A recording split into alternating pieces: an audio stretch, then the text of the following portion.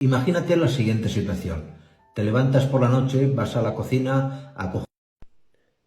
Hola, buenos días. Soy Sergio García, director general de Derechos de los Animales, uno de los impulsores de la ley de la que estás hablando. Permíteme que te diga que tienes un cacao mental muy potente.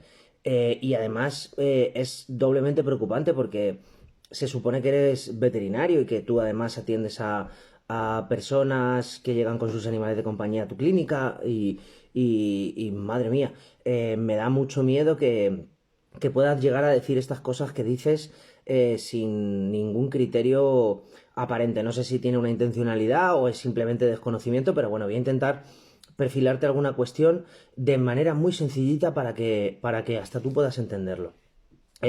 Mezclas dos cosas. Hay una ley que es la ley de protección animal, que es una ley administrativa. En las comunidades autónomas, en todas las comunidades autónomas ya hay leyes administrativas sobre tenencia responsable de animales. Luego, por otro lado, está la modificación del Código Penal. No es la misma ley, porque son conceptos completamente diferentes.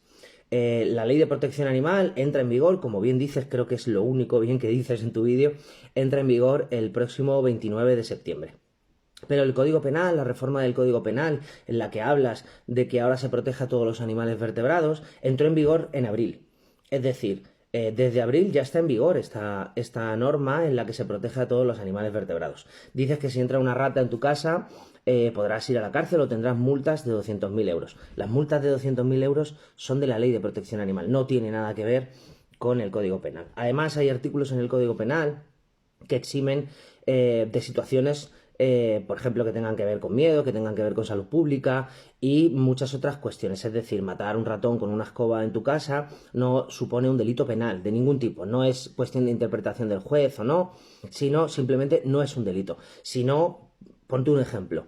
Todas las empresas desratizadoras estarían prohibidas, ¿no? Y siguen trabajando desde abril, que está en vigor esta modificación del Código Penal, y no han ido a la cárcel todos estos trabajadores de estas empresas y no se ha caído el mundo. Es decir, no ha pasado nada en especial. Esta ley tiene una finalidad, la modificación del Código Penal tiene una finalidad, que sobre todo es proteger a los animales silvestres que hasta ahora estaban fuera del marco de la protección ante el maltrato.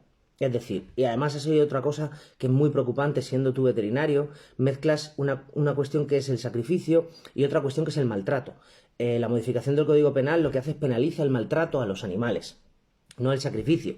Es decir, todos los días se sacrifican animales de producción, vacas, cerdos, pollos en mataderos y eso no es un delito de maltrato. ¿Por qué? Porque legalmente está regulado el sacrificio de estos animales en esos espacios. Además haces una cosa como muy peligrosa que estableces, que dices que las penas por delitos de sacrificio, que es maltrato animal, están entre 18 meses y 3 años. Esto no es cierto. El máximo para los delitos de maltrato animal con resultado de muerte son 24 meses. Y además haces una comparativa tremendamente absurda con casos como, por ejemplo, el de Diana Kerr, que dices que eso es maltrato a una mujer. No es maltrato a una mujer, eso fue un asesinato y de hecho la persona que lo cometió, se hizo un juicio, está condenado a cadena perpetua revisable. O sea, estás haciendo una mezcla muy loca de multas, de leyes y de código penal y ley administrativa.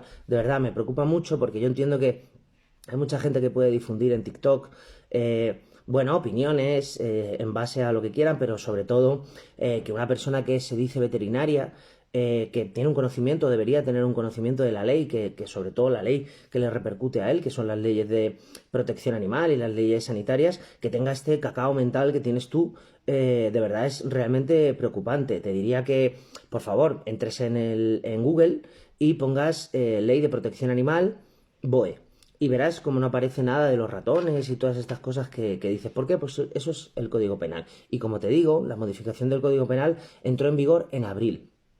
Nadie ha ido a la cárcel de momento por haber matado a una rata y nadie irá a la cárcel por matar una rata. Así que, de verdad, échale un ojito a la ley antes de hablar y antes de, bueno, decir cosas que al final pueden asustar a la gente, ¿no? Y más viniendo bueno, un supuesto veterinario que hace vídeos de TikTok. Así que tengas un buen día.